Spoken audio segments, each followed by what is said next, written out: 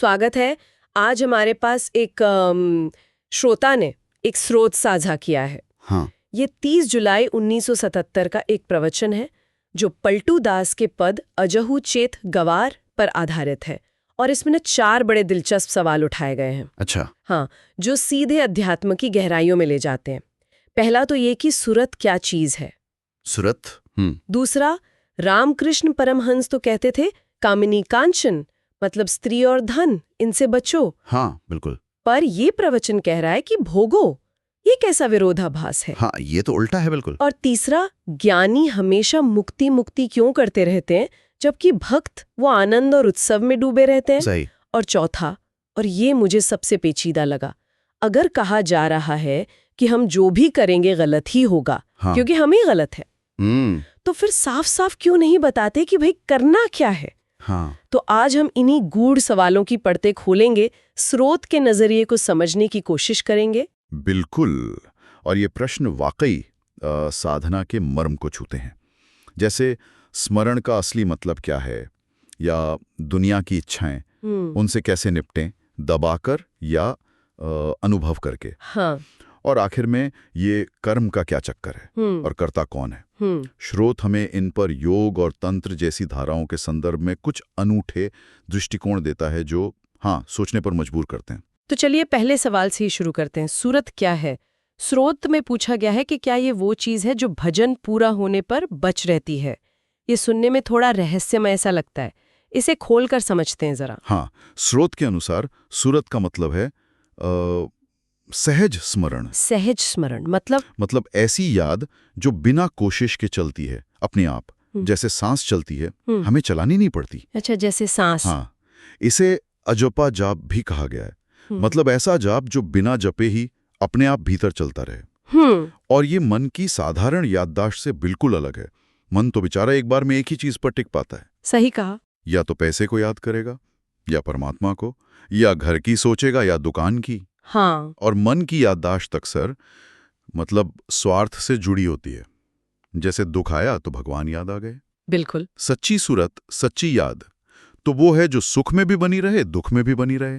अच्छा। स्रोत में इसकी तुलना की गई है तेल की अखंड धारा से। तेल की धारा। हाँ, जैसे पानी डालो तो धार टूट टूट कर गिरती है टुकड़ों में। हाँ हाँ। लेकिन तेल डालो तो एक अखंड धार बन जाती है। सही। सूरत ऐसी ही अखंड स्मृति है जो इतनी सहज हो जाती है कि स्रोत कहता है नींद में भी चलती रहती है। नींद में भी। तो ये मन के स्तर से ऊपर की बात हुई। हाँ बिल्कुल। क्योंकि मन तो हमेशा चंचल है, एक सोचता है तो दूसरा भूल जाता है। अगर ऐसा है तो फिर कोई इस सहज अखंड बिना प्रयास वाली स्मरण की अवस्था तक पहुंचता कैसे है। स्रोत बताता है कि ये अवस्था आती है भजन के बाद। भजन के बाद। हाँ, भजन यानी प्रयासपूर्ण स्मरण, साधना, कोशिश। भजन समझ लीजिए फूल की तरह है, और सुरत उस फूल की सुगंध, उसका सार। अच्छा उदाहरण है। जैसे आप तिल के दानों के पास चमेली के फूल रख दें तो तिल खुद सुगंधित नहीं होते, पर उनमें चमेली की खुशबू बस जाती है। हाँ सही। तेल निकलता है तिल से, पर गंध होती है चमेली की। ठीक वैसे ही लंबे समय तक जब भजन का प्रयासपूर्ण स्मरण का अभ्यास किया जाता है तो धीरे धीरे चेतना में सुरत की सुगंध बस जाती है। ये अभ्यास का फल है जो आखिर में आपका सहज स्वभाव बन जाता है। फिर याद करना नहीं पड़ता। नहीं, याद रहती है। बिल्कुल। कबीर ने इसी अवस्था के लिए कहा है, उठूं बैठूं सो परिक्रमा, खाऊं पीऊं सो सेवा। वाह। हर काम ही पूजा बन जाता है। इसे ही सहज समाधि कहा गया है, जो लंबे अभ्यास के बाद आती है।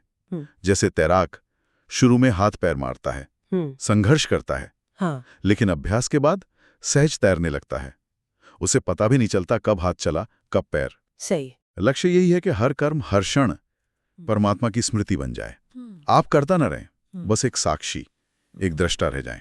अच्छा, ये सूरत की बात तो समझ आई। हाँ। अब दूसरे प्रश्न पर आते हैं जो काफी उलझाने वाला लगता है मुझे। एक तरफ रामकृष्ण परमहंस हैं जो अपनी तीव्र वैराग्य साधना के लिए जाने जाते थे और साधकों को कामिनी कांचन यानी स्त्री और धन के प्रति आसक्ति से बार बार बचने को कहते थे। हाँ बिल्कुल, वो इसे बड़ी बाधा मानते थे। बिल्कुल। और दूसरी तरफ ये स्रोत कह रहा है कि इनसे बचो मत, बल्कि इन्हें भोगो, इनमें उतरो। ये तो बिल्कुल उल्टा रास्ता हुआ। ऐसा क्यों? सही कहा, ये विरोधाभास लगता है। लेकिन स्रोत के वक्ता का कहना है कि लक्ष्य दोनों का एक ही है, बस भाषा और तरीका अलग अलग है। अच्छा, कैसे? रामकृष्ण परमहंस योग की भाषा बोल रहे हैं। योग की? हाँ, योग का तरीका है दमन। जो गलत है, जो बाधा है, उसे काट कर फेंक दो। जैसे हाथ चोरी करता है तो हाथ काट दो। सीधा सरल उपाय लगता है। सीधा तो है। वक्ता यहाँ तंत्र की भाषा का प्रयोग कर रहे हैं। तंत्र? हाँ, तंत्र कहता है काटो मत, रूपांतरित करो, बदलो।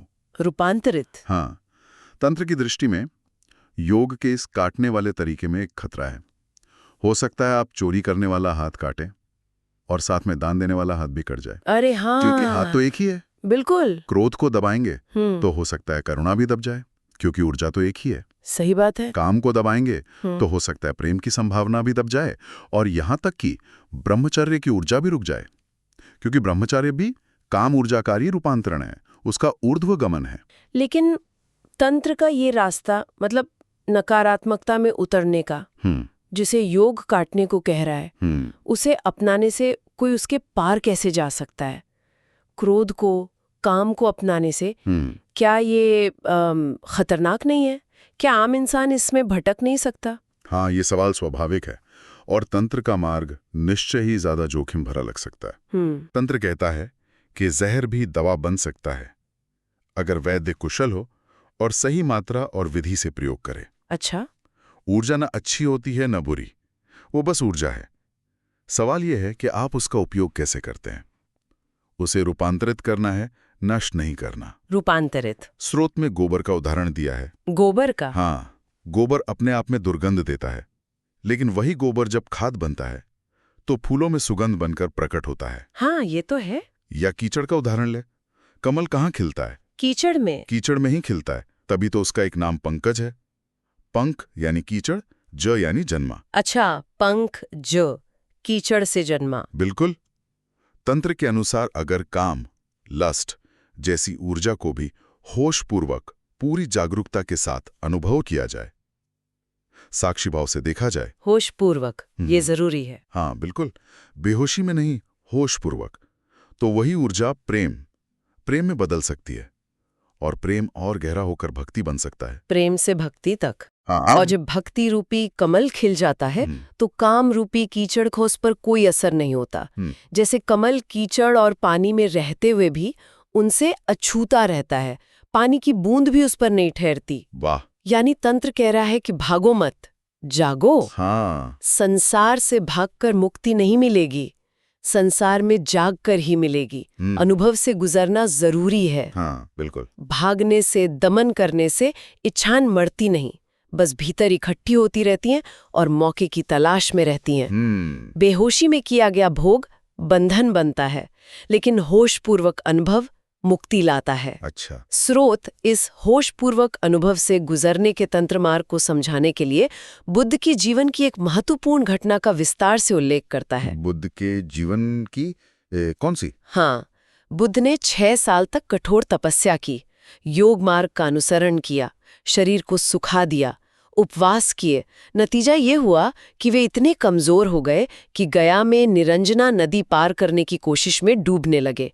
एक पेड़ की जड़ पकड़कर किसी तरह बचे। अरे, तब उन्हें बोध हुआ कि ये रास्ता आत्मघात का है, इससे सत्य नहीं मिलेगा। जैसे उन्होंने पहले भोग छोड़ा था, अब उन्होंने त्याग भी छोड़ दिया।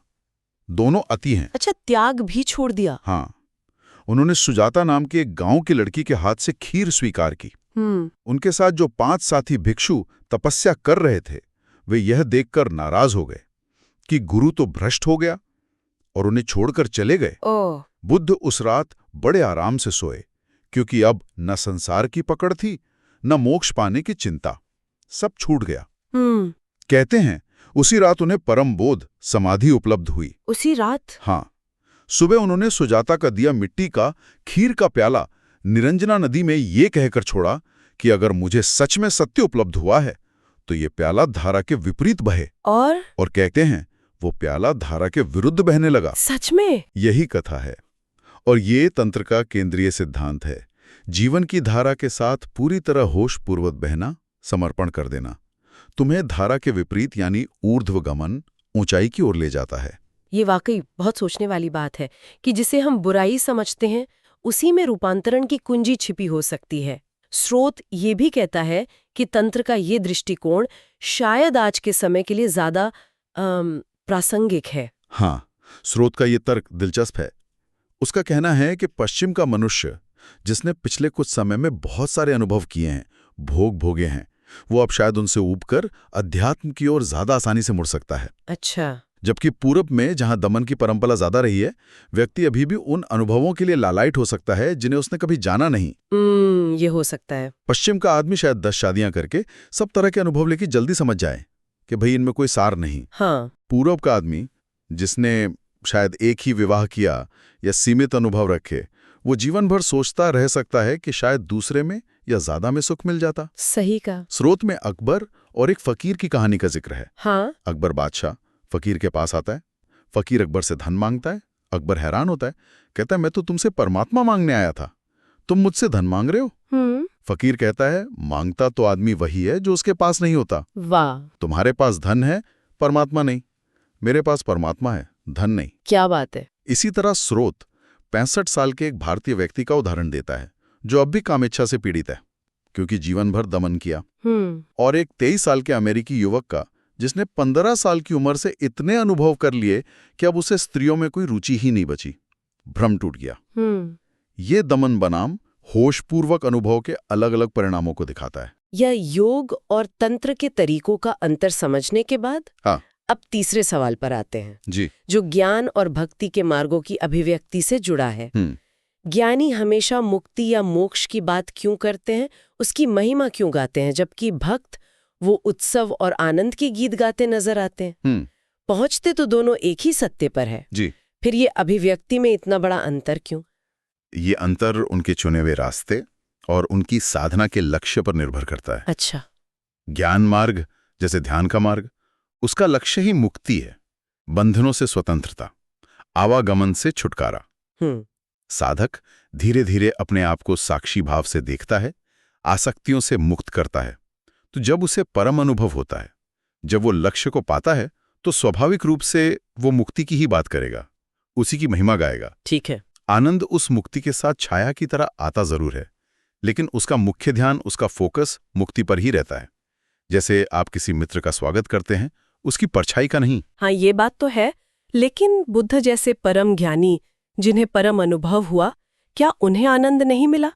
स्रोत कहता है कि उन्होंने आनंद शब्द का प्रयोग कम किया, दुख निरोध पर ज्यादा जोर दिया। ऐसा क्यों? हाँ, ये महत्वपूर्ण बिंदु है। बुद्ध ने दुख निरोध पर जोर दिया, यानी दुख का न होना। दुख का ना होना। हाँ, स्रोत का तर्क है कि ऐसा उन्होंने जानबूझकर किया, क्योंकि आम आदमी आनंद शब्द सुनकर उसे अपने जाने पहचाने सांसारिक सुख का ही कोई बड़ा रूप समझ लेगा। अच्छा। वो ये नहीं समझ पाएगा कि यह सुख से गुणात्मक रूप से भिन्न एक बिल्कुल अलग अवस्था है। जैसे कोई व्यक्ति जन्म से अंधेरे कमरे में रहा हो, उसे आप रोशनी कैसे समझाएंगे? अगर आप कहेंगे वहां रोशनी है, तो वो शायद उसे अंधेरे का ही कोई प्रकार समझ ले। सही। लेकिन अगर आप कहें वहां अंधेरा नहीं है, तो शायद उसे कुछ इशारा मिले। हाँ, ये सही तरीका है। बुद्ध ने उस परम अवस्था को अनिर्वचनीय कहा, जिसे शब्दों में कहा नहीं जा सकता, इसलिए वे उसके बारे में अक्सर मौन रह जाते थे। अच्छा। दूसरी तरफ भक्त का मार्ग प्रेम का है, समर्पण का है, उत्सव का है। कबीर, मीरा, दादू, रैदास, ये भक्त कवि मोक्ष या मुक्ति की उतनी परवाह नहीं करते, हाँ, जितनी प्रभु से मिलने की, उसका दर्शन पाने की, उसके प्रेम में बंधने की करते हैं। उनकी खोज ही उत्सवपूर्ण है। सही। तो जब उन्हें वो परम अनुभव घटता है, तो उनकी अभिव्यक्ति स्वाभाविक रूप से आनंद, उत्सव, संगीत, नृत्य की भाषा में होती है। वे गाते हैं, बरसे कंबल भीगे पानी, अनहद नाद बजे, नाचूं गाऊं। तो इसका मतलब ये हुआ कि सत्य एक ही है, पर साधक का नजरिया, उसका व्यक्तित्व, उसका मार्ग ये तय करता है कि वो उस सत्य को कैसे अनुभव करता है और फिर कैसे उसे दुनिया के सामने रखता है। बिल्कुल सही। स्रोत में इसके लिए एक सुंदर उदाहरण दिया गया है। हाँ। एक ही पेड़ खड़ा है, लकड़हारा आता है, उसे उसमें सिर्फ जलाने या फर्नीचर बनाने लायक लकड़ी दिखती है। बिल्कुल सही। चित्रकार आता है, उसे उसमें रंग, रूप और सौंदर्य नजर आता है। हाँ। संगीतज्ञ आता है, तो हवा चलने पर पत्तों से जो आवाज आती है, उसे उसमें संगीत सुनाई देता है। बिल्कुल। वनस्पति शास्त्री आता है तो वो उसकी प्रजाति, उसकी उम्र, उसकी वैज्ञानिक पहचान देखता है। पेड़ एक ही है, लेकिन देखने वाले के नजरिए से उसका अनुभव बदल जाता है। हाँ, बिल्कुल। ज्ञानी वर्षों तक ध्यान करता है, स्वतंत्रता का चिंतन करता है, तो परम घटना घटने पर वो मुक्ति की ही बात करेगा। भक्त वर्षों तक प्रभु मिलन की आस में नाचता गाता है, प्रेम की पुकार लगाता है, तो परम घटना घटने पर वो आनंद से नाच उठेगा, उत्सव मनाएगा। श्रोत कहता है, बुद्ध परम घटना घटने पर मूर्ति की तरह शांत रह गए, मीरा नाच उठी। घटना एक, अभिव्यक्ति अलग। हाँ, बिल्कुल। इसकी तुलना कली और फूल से भी की गई है। ज्ञानी बंद कली की तरह है, जिसमें सारी संभावना भीतर छिपी है। भक्त खिले हुए फूल की तरह है, जो अपनी सुगंध चारों ओर बिखेर रहा है। कितना सुंदर। ज्ञानी दूज के चांद की तरह है, जो अभी बढ़ रहा है, जिसमें भविष्य है। भक्त पूर्णिमा के चांद की तरह है, जो पूर्ण हो चुका, अब उसका सिर्फ अतीत है, आगे तो क्षयी होना है। अच्छा। दोनों रास्ते अपने अपनी जगह सही हैं। साधक को अपने स्वभाव के अनुसार चुनना होता है। परमात्मा एक ही है, परम अनुभव भी एक ही है। वो ज्ञानी में विश्राम करता है और भक्त में नृत्य करता है। और अब हम आते आखिरी सवाल पर, जो मुझे बहुत सोचने पर मजबूर करता है। स्रोत कहता है, तुम जो भी करोगे गलत ही करोगे, क्योंकि तुम गलत हो। हाँ। इस पर सुनने वाला स्वाभाविक रूप से पूछता है कि अगर ऐसी बात है तो आप हमें साफ साफ क्यों नहीं बताते कि हम करें क्या? ये वाकई एक वाजिब सवाल लगता है। अगर सब कुछ गलत है तो सही रास्ता क्या है? स्रोत के अनुसार ये प्रश्न ही पूरी बात की जड़ को समझने से चूक रहा है। अच्छा। समस्या ये नहीं है कि क्या करें, समस्या कर्ता में है, करने वाले में, यानी हमारे अहंकार, मैं भाव में है। अहंकार में। हाँ, जब कहा जाता है तुम गलत हो, तो इसका मतलब तुम्हारे किसी खास काम से नहीं, बल्कि तुम्हारे होने से है।